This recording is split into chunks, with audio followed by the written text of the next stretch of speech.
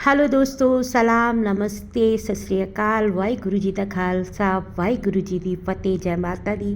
दोस्तों आज मैं वीडियो जो बना रही हूँ वो सपना के ऊपर ही बना रही हूँ, क्योंकि मैंने सपना के ऊपर 1 साल या 1.5 साल हो गए जब मैंने बात की थी। मेरे ख्याल में इनके जो हस्बैंड की डेथ है वो 3 मई के करीब हुई थी।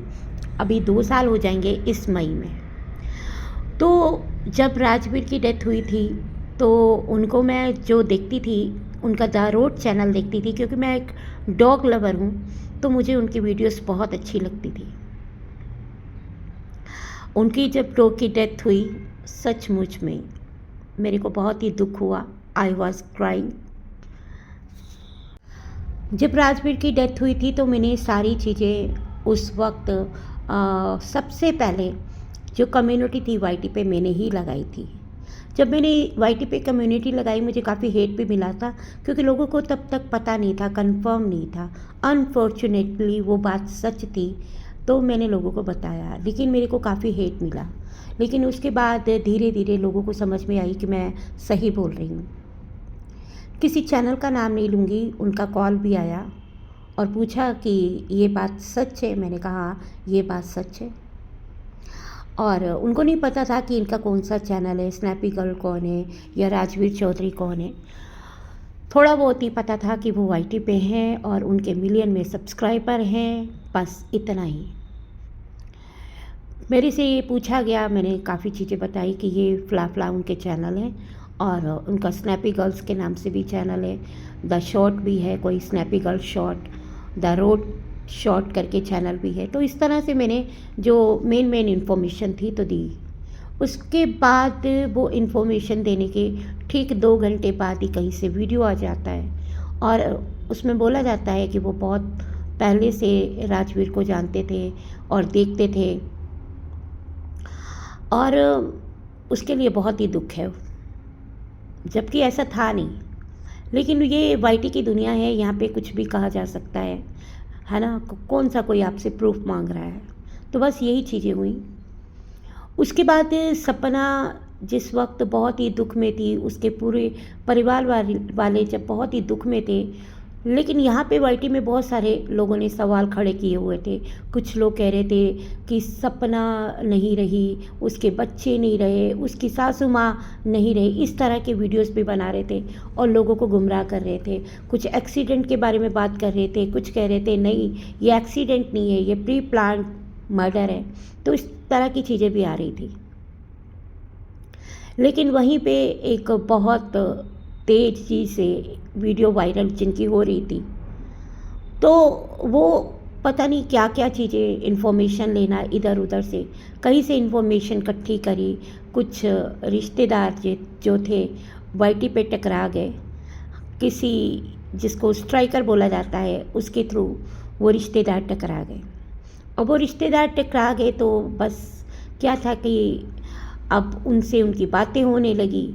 फिर यहाँ पे वाईटी पे वो सारी चीज़ें लाई गई, क्योंकि जिनकी बात कर रही थी वो काफ़ी देर से वो खुद ही उनके टच में नहीं थी। मैं किसी का भी यहाँ पे नाम नहीं लूँगी, किसी का भी, वो भी टच में नहीं थी। लेकिन फिर भी जो भी इन्फॉर्मेशन वो दे रही थी, जैसा भी था, वाईटी तक पहुँचाई जा रही थी। बहुत सारी इन्फॉर्मेशन गलत थी। अब ये था ना कि शाम को एक वीडियो आती है कि राजवीर इस दुनिया में नहीं है, सुबह वीडियो आती है कि नहीं राजवीर इस दुनिया में है। कहीं से उसकी गर्लफ्रेंड ने, एक चैनल है उसने वीडियो बनाई है, वो कहाँ पे है, ग्वालियर में है, सपना भी वहाँ पे है। तो इस तरह की चीज़ें भी आने लगी। अब एक बार वीडियो आ रही है कि राजवीर नहीं है, एक बार वीडियो आ रही है कि ऐसा हो ही नहीं सकता कि वो जीवित नहीं है और वो ग्वालियर में है, अपनी गर्लफ्रेंड के साथ है। इस तरह की भी बातें आने लगी। लेकिन उस वक्त परिवार जो था बड़े दुख में था, उनको नहीं पता था कि वाईटी में कौन क्या कर रहा है। आप सोचिए, जिनके परिवार के 2 लड़के बहुत ही जल्दी 1-1.5 साल के अंदर चले गए हों, उनको इन चीज़ों की नहीं पड़ी होगी। लेकिन लिमिट वहाँ क्रॉस हो गई जहाँ पे मन घड़ंत कहानियाँ बना के अपने चैनल को चमकाने के लिए ये सब किया जाने लगा। बहुत सारा सपना को इतना ट्रोल किया गया, इतनी बातें बोली गई, ठीक है। फिर ग्राउंड लेवल रिपोर्टिंग भी हुई, फिर वो एक टिक्की वाला आ गया। आप यकीन मानिए टिक्की वाले के ऊपर ही 10 वीडियो बनाई गई। अब वो जो चीज़ें एक वीडियो में कवर हो सकती थी, अगर कोई 10 वीडियो बना के कवर कर रहा है, इट मीन्स कि उसको व्यूज़ चाहिए। क्योंकि भाई एकदम से वो जो चीज़ें हैं एकदम से क्या हुआ है, सर्च में आने लग गई। सर्च में इन द सेंस कि ट्रेंडिंग में आने लग गया वो टॉपिक। अब ट्रेंडिंग टॉपिक पे अगर वो चीज़ें हो तो आपके व्यूज़ एकदम से बढ़ते हैं, यूट्यूब भी आपको वो रिकमेंड करता है।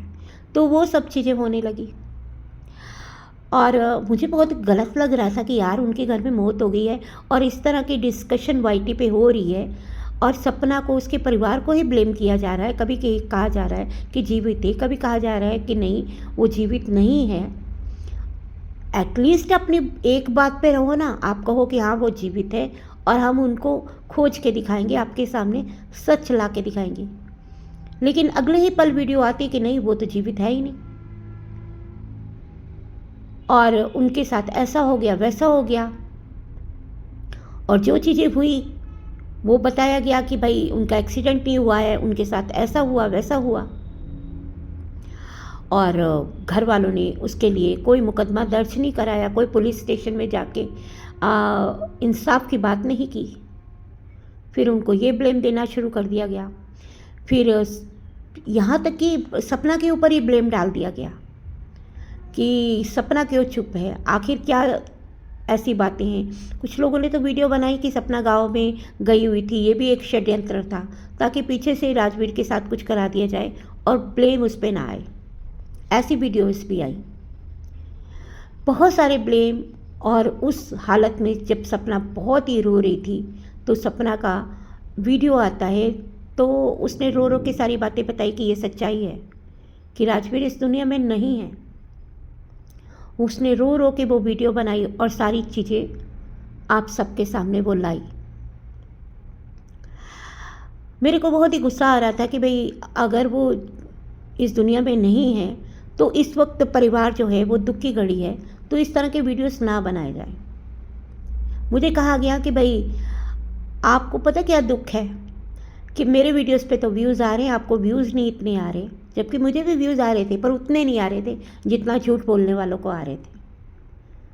मैं सिर्फ उन झूठ बोलने वालों का नकाब हटा रही थी तो उनको ज़्यादा व्यूज़ आ रहे थे। क्योंकि यहाँ पे मैंने देखा है कि लोग झूठ सुनना ज़्यादा पसंद करते हैं, सच सुनने वालों की बजाय झूठ सुनने वालों को ज़्यादा पसंद करते हैं, लोग ज़्यादा उनको देखते हैं। यही हो रहा था। तो समझ में तो मेरे भी आ गई थी कि ये किसी को इंसाफ दिलाने की बात नहीं है, ये खाली व्यूज़ का खेल है। और सबको आ रही थी। लोगों ने लगातार उसको गालियाँ भी निकालनी शुरू करी, उसको गलत भी बोलना शुरू किया कि रुक जाओ, थम जाओ, ये चीज़ें अब नहीं होनी चाहिए। लेकिन नहीं थमा गया क्योंकि व्यूज़ आ रहे थे, आपको पता ही है, एकदम से सब्सक्राइबर बढ़ रहे थे, बहुत सारी चीज़ें थी ऐसी। आज भी जब कहा जाता है ना कि मैंने तो सच की लड़ाई लड़ी, मैंने तो ये सब चीज़ें कराने की कोशिश करी, राजवीर को इंसाफ दिलाने की कोशिश करी, तो मुझे बड़ी हंसी आती है।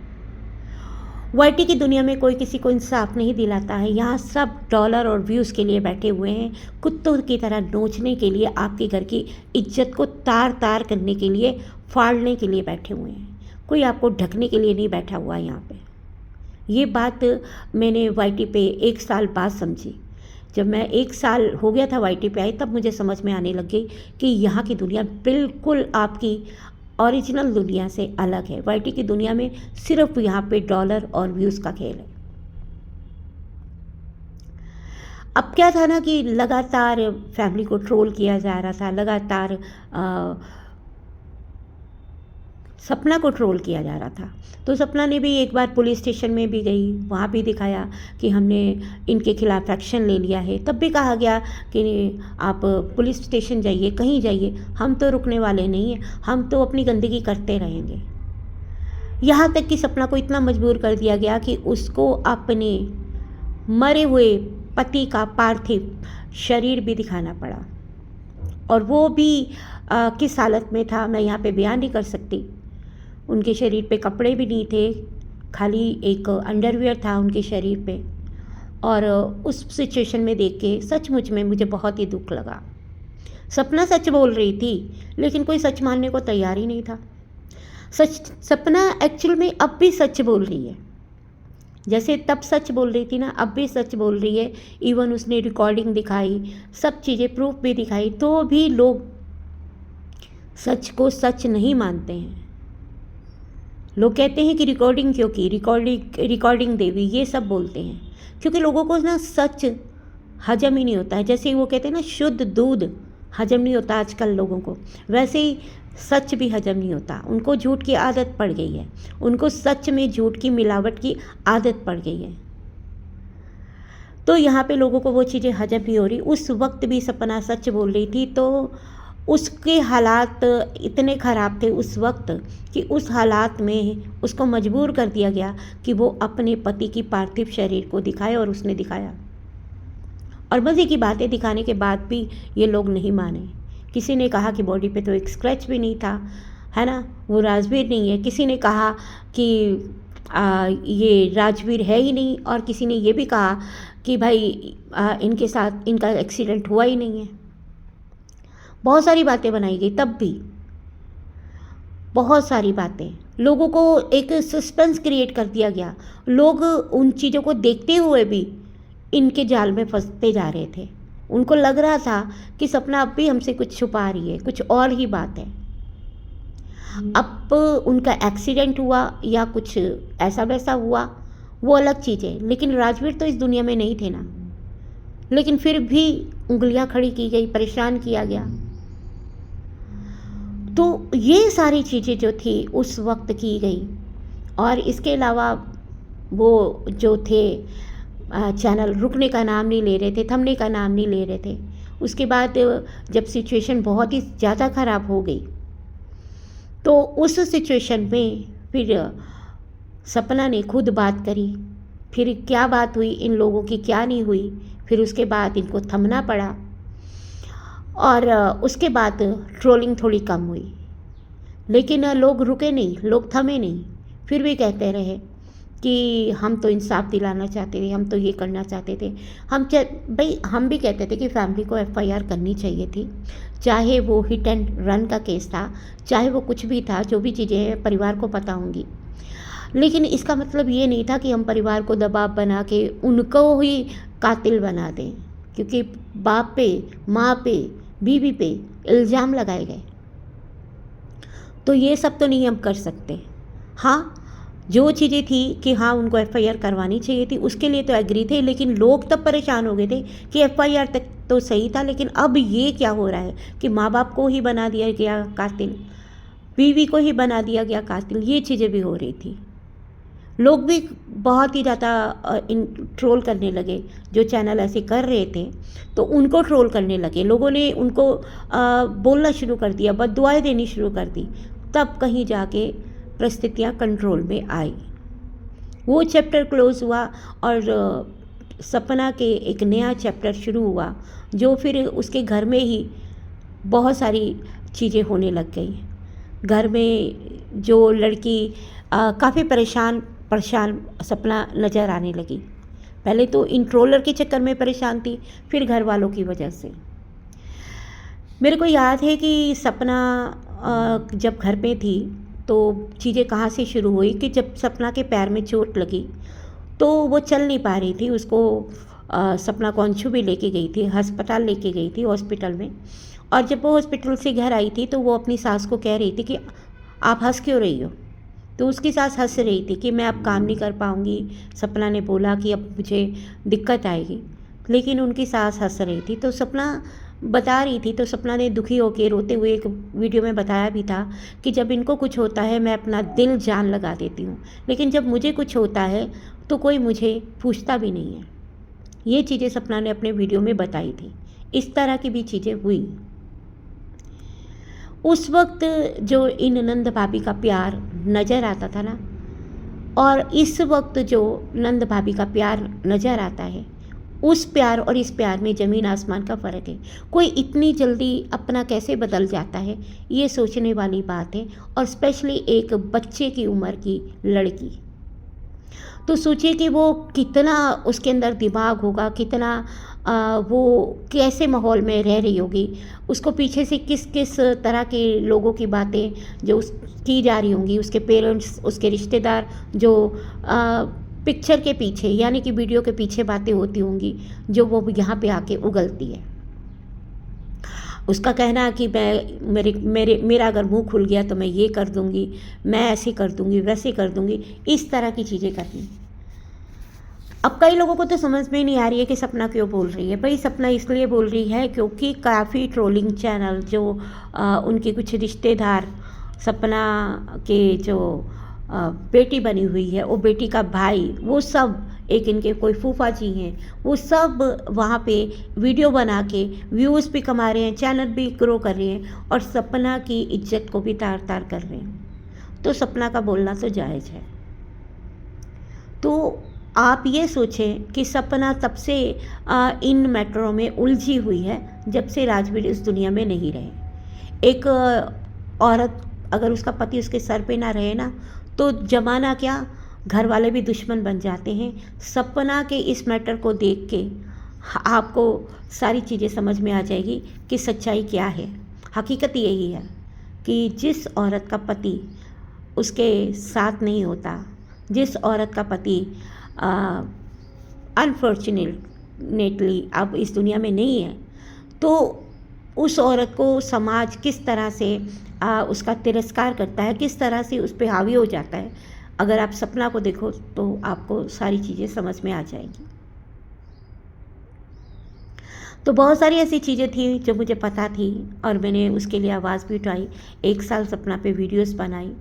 अनफॉर्चुनेटली वो चैनल पे कुछ प्रॉब्लम आ गई थी, तो मुझे सारी वीडियो डिलीट करनी पड़ी। आज भी होती तो मैं आपके साथ शेयर करती।